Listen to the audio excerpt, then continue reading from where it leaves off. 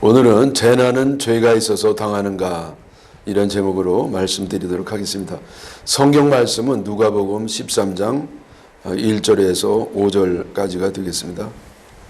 그때 마침 두어 사람이 와서 빌라도가 어떤 갈릴리 사람들의 피를 그들의 제물에 섞은 일로 예수께 아뢰니 대답하여 이르시되, 너는 이 갈릴리 사람들이 이같이 해를 받음으로 다른 모든 갈릴리 사람보다 죄가 더 있는 줄 아느냐? 너희에게 이르노니 아니라, 너희도 만일 회개하지 아니하면 다 이와 같이 망하리라.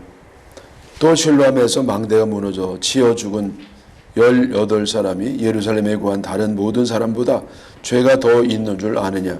너희에게 이르노니 아니라, 너희도 만일 회개하지 아니하면 다 이와 같이 망하리라.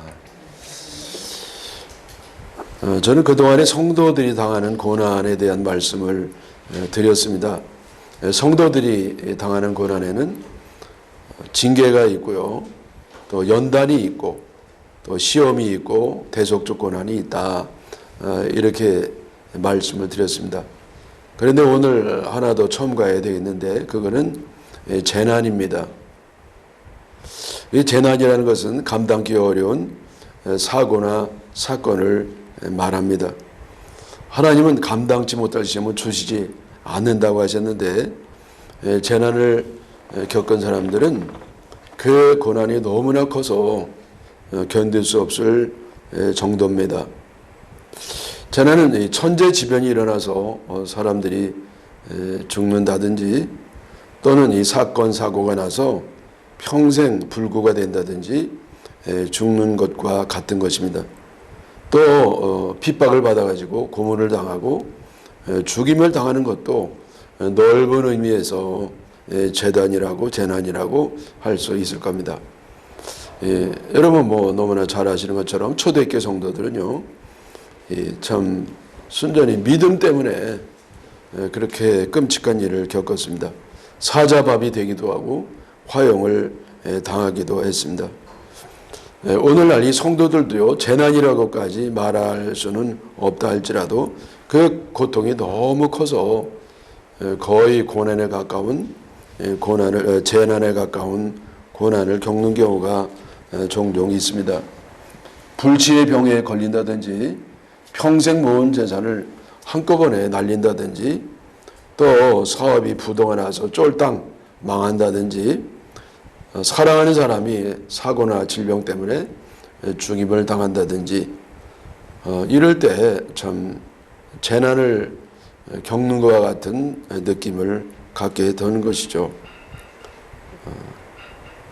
또 퇴직금을 몽땅 사기를 당한다든지, 또 괜찮은 사람인 줄 알고 결혼했는데 아이고 살고 보니까 그렇게 형편없는 인간일 수가 없어요. 그래서 일평생 불행 가운데 있는 사람도 이게 재난이라 이렇게 말씀드릴 수도 있겠습니다. 여러분들은 이런 것을 겪어보지 않으셨고, 또 앞으로도 안 겪을 겁니다. 또 안 겪기를 간절히 바랍니다. 왜냐하면 이건 너무나 고난이 커요. 그래서 하나님은요, 감당치 못한 시험은 사랑하는 자들이 안 주시고 또 지켜주시기 때문에 그렇게 염려할 필요는 없을 겁니다. 그러나 이 사람의 일이라고 하는 것은요, 아무도 모르는 것이잖아요. 그래서 우리가 적어도 경각심은 가져야 된다고 생각합니다.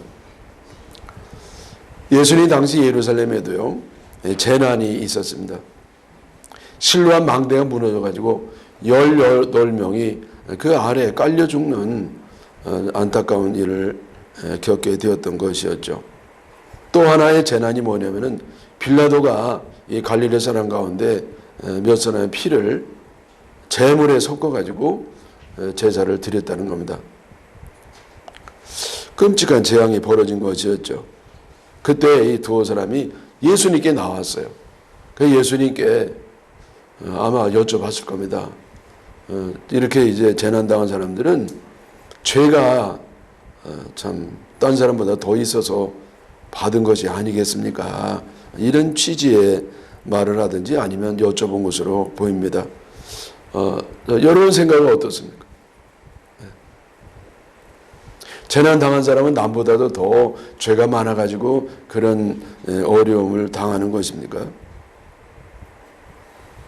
그래서 이 두 사람이 와가지고 예수님께 물어볼 때 이 더 어려움이 있기 때문에 이런 재난을 당한다, 그런 기조로 얘기를 했던 것이었죠.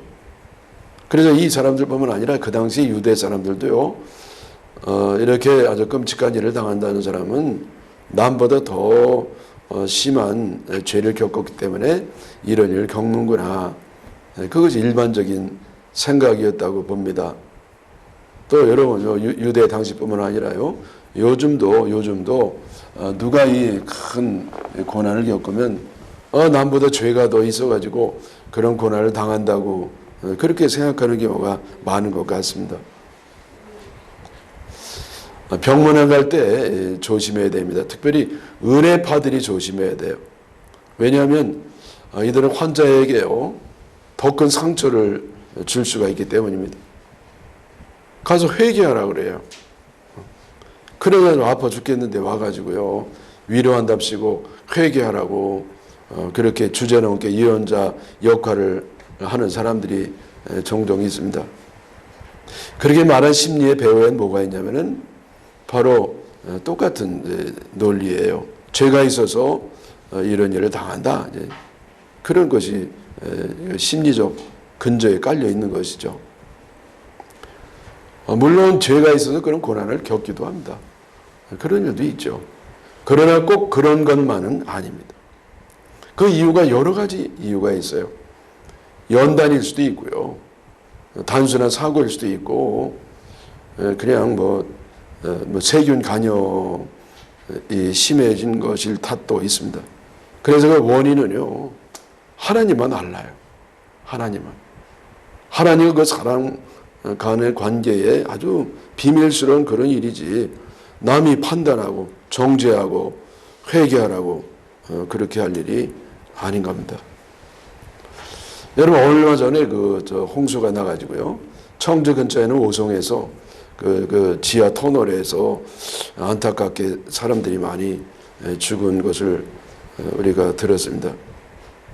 근데 그 가운데 이 대형 버스가 하나 들어가서 죽었잖아요. 대부분 거기서 죽었고 운전사도 죽었다고 하는데, 원래요, 정규 노선으로 이렇게 갔더니 막힌 거예요. 그래서 그러면 내려주든지 해야 되는데, 이 기사분이 친절해가지고요, 그냥 어떻게든지 이 홍수 가운데서도 승객들이 불편하지 않도록 할 수 있는 대로 가까운 곳에 내려주려고 하다가 그만 거기에서 참변을 당하게 됐던 것이었죠. 자, 그러면 여러분, 이런 사람들은 남들보다 더 죄가 있어서 그런 참변을 당한 것이냐? 그런 질문입니다. 구약시대에도 재앙을 당한 사람이 많았습니다. 그 중에 유명한 사람이 욥입니다. 욥이요. 그래서 이 욥은요, 아주 끔찍한 재앙을 당했어요. 그 농장에 스바 사람들이 쳐들어와가지고 가축을 지키던 종들을 죽이고, 가축을 강도짓에 갔습니다. 또 간신히 살아남았던 그 종들과 양떼들이 좀 있었는데, 그거는요, 벼락 맞아 죽었어요. 번개 쳐가지고. 또 그뿐만 아니었습니다. 갈대아 사람들이 쳐들어와가지고요, 낙타를 치던 종들을 이제 또 다 죽이고요, 또 낙타들을 또 다 뺏어갔습니다. 가장 불행한 일은 뭐냐면요, 욥의 집이 무너졌는데요, 그 무너질 때에 그 밑에 있던 아들들이요, 다 죽었어요. 한 사람만 죽어도 감당 어려운 겁니다. 근데 다 죽었어요.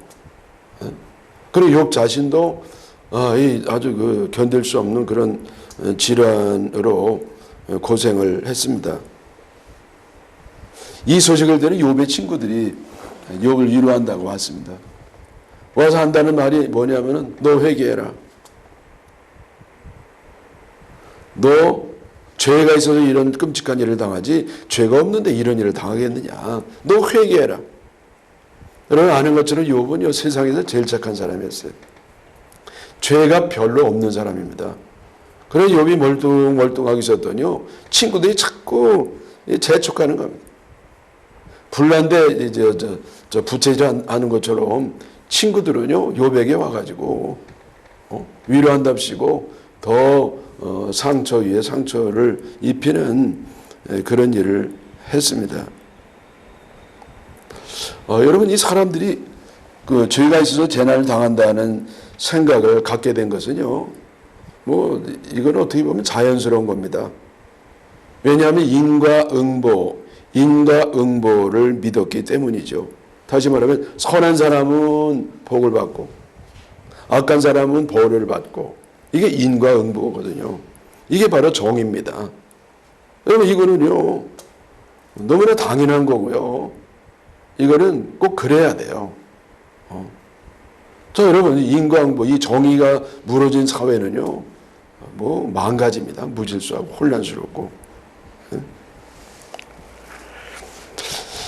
그러나 여러분 세상에는 반드시 정의만 존재하는 건 아닙니다. 악인이 승승장구하고 선인이 고난을 받는 경우도 많습니다. 여러분 성경에도 이것을 언급하고 있어요.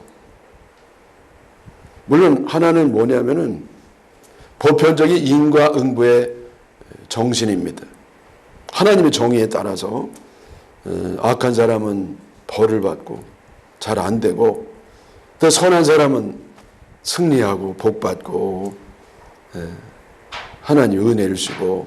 여러분 이것이 구약의 대체적으로 흐르는 사상인데, 구약 안에도 그렇지 아니한 것에 대한 원리가 있어요. 그건 뭐냐면은 거꾸로 된 거죠. 예외적인 원리예요. 선하게 살아도 얼마든지 고난을 당할 수 있다. 욥을 봐라. 욥은요 그렇게 착했는데요 그렇게 재난을 당한 겁니다. 그래서 여러분 영적 원리에는요 이렇게 보편적인 원리, 하나님 정의에 입각한 원리도 있고, 또 하나는 예외적인 원리, 인간의 아주 죄성과 마귀의 간악한 간교 때문에 생기는 선한 사람이 어려움을 당하는 그런 일도 있습니다. 그게 우리 삶의 현실이 아니겠습니까? 자, 여러분 다시 처음에 이 질문으로 돌아가겠습니다. 여러분 실로암 망대가 무너져서 죽은 사람들, 그리고 저 총독이 그저 갈대아 사람 피를요 제물에 섞어가지고 제사를 드린다는 거, 이것이 과연 그거 당한 사람들이 남보다 더 죄가 있어서 재난을 당하느냐? 여러분 여기에 대한 대답을 주님은 뭐라고 하셨냐면은 아니라, 이게 아니에요. 그러면서 교훈을 하셨는데, 너희도 만일 회개하지 아니하면 다 이와 같이 망하리라. 그래서 우리 주님은요 여기에 교훈도 주셨는데, 너희들이 경각심을 가지라는 거예요. 그리고 회개하라는 겁니다. 너희도 회개하지 아니하면 저들만 저렇게 당할 줄 아느냐? 너희들도 그렇게 당할 수가 있다. 그렇게 말씀을 하셨습니다. 자, 여러분 이 재날 당하는 것을 본다든지 또 내가 겪는다든지 그럴 때 어떻게 되겠는가? 성경에는 4가지 정도로 교훈하고 있습니다. 첫째, 예수님이 말씀한 것처럼 회개하는 겁니다. 회개하는 것.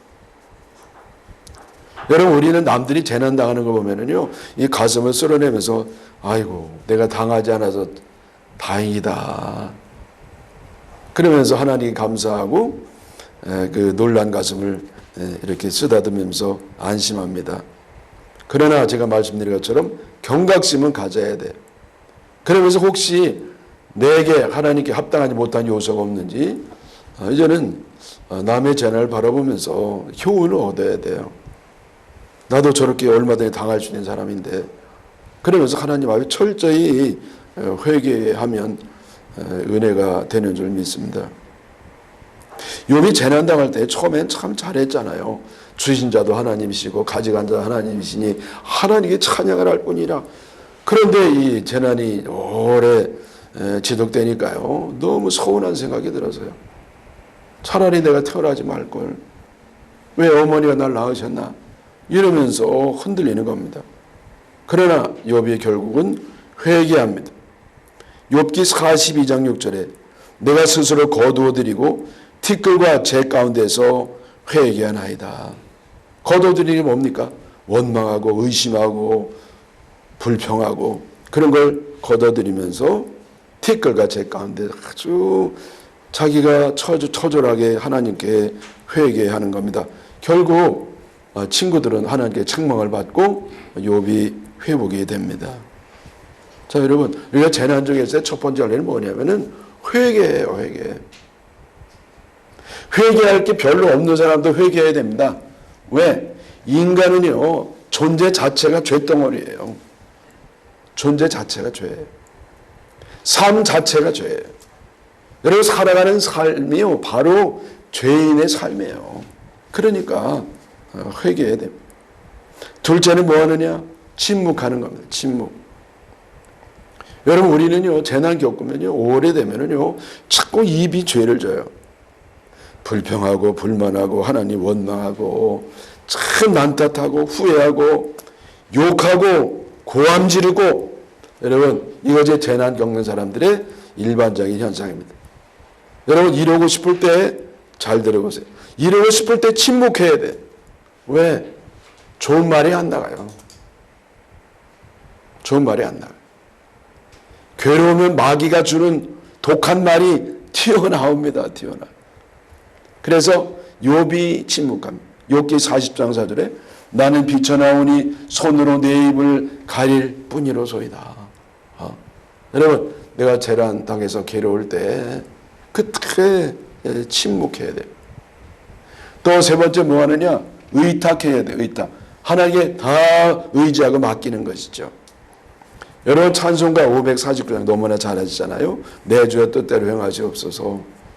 여러분, 이건 1700년대에 슈모크 목사님이 작사한 것인데요. 이 목사님이요, 참 재난을 당했어요. 사모님하고 전도하고 돌아왔더니요, 집이 불타고 있는 거예요.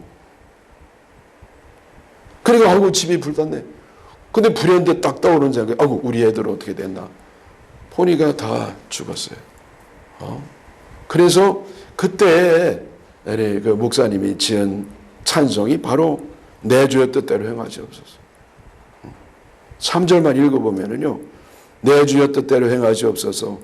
내 모든 일들을 다 주께 맡기고 저 천성 행하여 고요히 가리니 살든지 죽든지 뜻대로 하소서. 네. 하나님께 다 맡겼어요. 왜? 내가 할 수 있는 게 하나도 없는 겁니다. 베드로전서 4장 19절 하나님 뜻대로 고난을 받은 자들은 선을 행하는 가운데서 그 영혼을 미쁘신 창조주께 의탁할지어다. 하나님께 맡기라는 거예요. 자, 마지막, 여러분 재난 당할 때에, 볼 때에 하나님을 더욱 신뢰해야 됩니다. 재난이 심하면은요, 하나님이 날 외면하신 것 같기도 하고, 심지어 안 계신 것 같기도 해요. 설교도 귀에 안 들어와요. 하나님 정말 날 사랑하신다면 왜 나에게 이런 일이 일어나냐 말이야. 하나님 정말 나 사랑하는 거 맞아? 하나님 날 사랑하시는데 어떻게 이럴 수가 있어? 하나님 안 계셔. 그래서 여러분, 그러지 않아도 좀 잘 버티던 사람들이 언제 떠나느냐? 재난을 겪으면 떠나는 사람이 많습니다.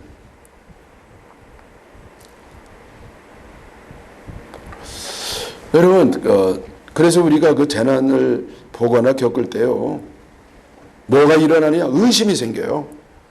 의심. 불신의 싹이 막 트는 겁니다. 막 자라는 겁니다. 근데 여러분, 이 믿음은 언제 자라느냐? 의심의 밭에서 자라는 거예요. 사랑은 미움의 밭에서 자라는 것처럼 믿음은 의심의 밭에서 자라요. 그래서 여러분, 의심이 막 이렇게 일어날 때요, 우리는 물을 줘야 돼. 어디에? 믿음에다가 물을 줘야 돼. 믿음에다가 물을 줘야 돼. 그 믿음이 자라서 의심을 이겨야 됩니다. 자, 여러분, 이 하나님이요, 왜 욥에게 그 어려운, 그 감당이 어려운 그런 끔찍한 일을 당하게 했느냐? 몰라요. 성경에는 답이 없습니다.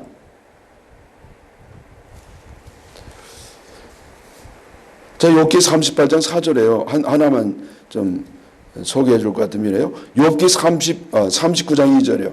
암사슴이 몇 달 만에 만삭되는지 아느냐? 날때를 내가 아느냐? 여러분, 사슴이요, 새끼를 베잖아요. 그러면 이게 몇 달 만에 만삭이 됐냐 이거예요. 그리고 언제 나냐? 그 날때를 내가 아느냐? 모르죠, 뭐. 여러분, 이 천지만물을 만드신 그 놀라운 하나님, 엄청난 그 하나님의 만드신 지극히 작은 만물의 생물의 법칙도 모르는 내가 뭘 아느냐, 그 얘기예요.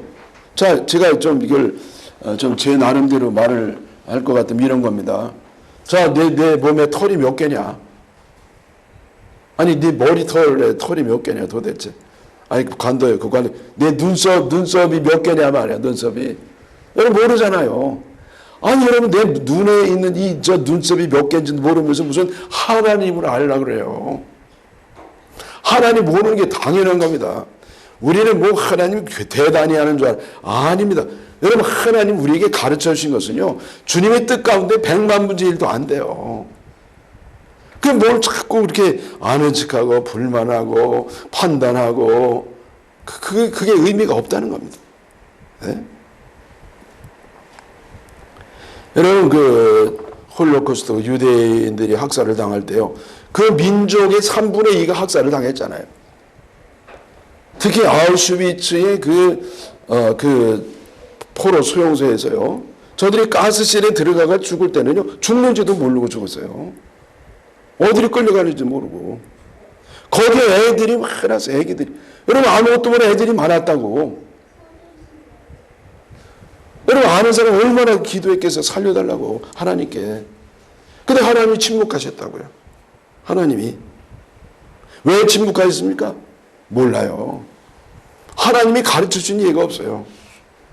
그러나 하나님 뜻이 없느냐? 있어요. 하나님 모르느냐? 아셔요. 근데 그 뜻이 뭐냐? 몰라요.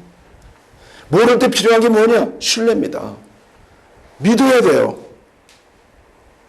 하나님 예수님 보내시고 그동안 날 사랑하시고, 여러분, 우리는 몰라도 주님을 믿어야 됩니다. 그것이 신뢰입니다. 그래서 여러분, 내가 재난을 당할 때 제일 필요한 게 뭐냐? 신뢰예요. 여러분, 유대인들은 그럼에도 불구하고 하나님을 신뢰하고 믿음을 계속 이어가는 겁니다. 여러분, 그게 믿음의 진가예요. 자, 여러분, 재난을 당할 때 우리는 그 이유를 알 수 없어도 주님을 더 신뢰하시기를 주님의 이름으로 축원합니다.